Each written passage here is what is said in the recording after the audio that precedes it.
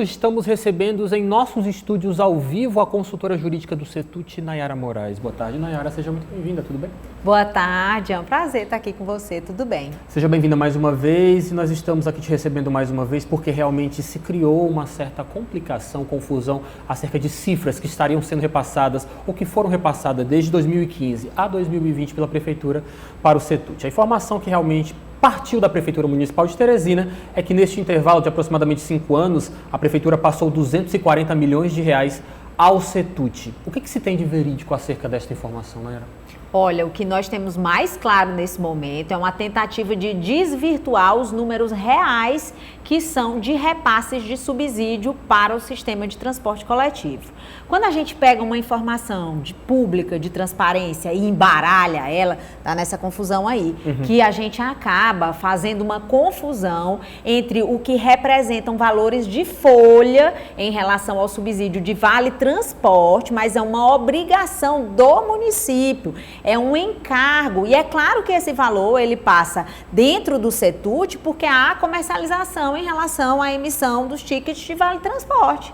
Mas isso não é subsídio do sistema de transporte coletivo, não tem nada a ver. Benefício da prefeitura ofertado aos seus servidores, não é? Aos seus próprios servidores. Então é uma coisa totalmente separada. E é um encargo trabalhista, é um valor da folha de pagamento correspondente àquilo que a prefeitura deve aos seus servidores. Não é um valor repassado ao sistema de transporte coletivo, não é um valor de subsídio. O que a gente tem real de valor de subsídio é que, desde o início do contrato administrativo, os empresários nunca receberam mensalmente os valores relativos a subsídio e que todas as vezes em que foi para a gente receber subsídio, foi preciso mobilizar a ação judicial nesse sentido. E que de 2015 a 2020, se a gente fosse fazer uma média mensal daquilo que judicialmente foi decidido e que foi acordado e que foi pago, corresponde a mais ou menos R$1.100.000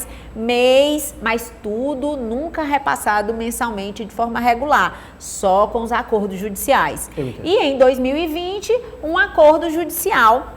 E aí um ano bem mais delicado, um ano de pandemia, é claro que obrigando a circular os ônibus sem ninguém dentro dos ônibus, que estava todo mundo sofrendo as restrições, né, relativas ao período de pandemia, aos fechamentos, mas os ônibus ficaram circulando. E como se houvesse uma demanda, que não havia, era muito reduzida, só circulava quem era autorizado. Esse valor, é claro que aumentou, porque o custo do transporte coletivo se mantinha e a quantidade de pessoas na catraca muito reduzida, não era compatível. Então, não foi reduzida de uma maneira proporcional que o subsídio ficasse menor. O subsídio ficou maior. Então, se a gente observa o ano de 2020, é a única vez que nós temos um aumento do subsídio, que era média mensal, 1.100.000 para quase 3 milhões, né? Então, 3 milhões, representando isso no ano de 2020 e feito o acordo judicial, nós temos um acordo judicial de 26 milhões, sendo que só foi pago 5 milhões e um débito em aberto, reconhecido judicialmente, correspondente até ao mês de outubro de 2020, no valor de 21 milhões. Nayara, da última vez que você esteve aqui no jornal O Dia News, nós conversávamos sobre essa disponibilidade do CETUT em tentar chegar a um consenso com a Prefeitura Municipal de Teresina. Me lembro muito bem de que você realmente até deixou as portas abertas para que este diálogo fosse incentivado, fosse formalizado com a Prefeitura. De lá até hoje, houve uma tentativa de diálogo por parte da Prefeitura Municipal de Teresina? O Palácio da Cidade procurou os empresários na tentativa de pôr fim a essa crise? Não, houve muita especulação em termos de imprensa, mas nada que represente uma situação real em que o CETUT e os empresários tenham sido procurados com uma proposta que fosse plausível, né? Não foi feito diálogo por parte do município. Olha, sabe o que o município fez? Conte. Pediu ao Ministério Público, em documento oficial da Procuradoria, para extinguir as tentativas de conciliação no âmbito do Ministério Público Estadual. E isso mostra que a prefeitura não está aberta ao diálogo. O CETUT está aberto ao diálogo, os empresários estão abertos ao diálogo. Vão para todas as audiências de tentativa de conciliação, mas quando a prefeitura vai, manda representante que não tem capacidade de fazer proposta de acordo, ou convida-se o secretário de Finanças, que também não vai, que é quem teria a possibilidade de dizer qual é a condição que a prefeitura tem para fazer os pagamentos. Porque não existe outra coisa a se pensar. O que é importante é mostrar para a população que as empresas, elas realmente, sem o subsídio, sem aquilo que é definido em contrato, elas não conseguem funcionar, porque o dinheiro da catraca não é suficiente para manter o sistema funcionando. E isso foi pensado na construção do sistema. O subsídio é obrigatório e o subsídio não está sendo pago. Os meses de novembro estão em aberto do ano passado, dezembro estão em aberto do ano passado, janeiro, fevereiro, março, abril, maio, junho e já estamos entrando em julho. Então, tudo isso vai gerando um novo montante de valores que também não estão sendo pagos e hoje a gente já tem algo em torno de 52 milhões de débitos ao sistema de transporte coletivo. E não adianta dizer que a prefeitura repassa dinheiro para o CETUT, porque o dinheiro que é repassado é de vale transporte, é uma obrigação do município, não é subsídio contratual, não entra no impacto, não chega na empresa. O dinheiro que chega na empresa é aquele dinheiro relativo ao subsídio contratual que não está sendo pago. Está sendo ignorado um acordo judicial homologado. Então, nós temos uma situação de clara configuração de má-fé, de não pagamento de acordo judicial. Porque se a gente tivesse boa-fé, a gente já tinha o diálogo constituído, a gente não tinha situação de encaminhamento de fim de negociações em âmbito extrajudicial por parte do Ministério Público, fim de tentativa de conciliação. Se a pessoa tivesse de boa fé querendo negociar, a gente tinha uma proposta. Ah, não, foi em 10 meses, a gente não pode, em 20 pode, então não tem.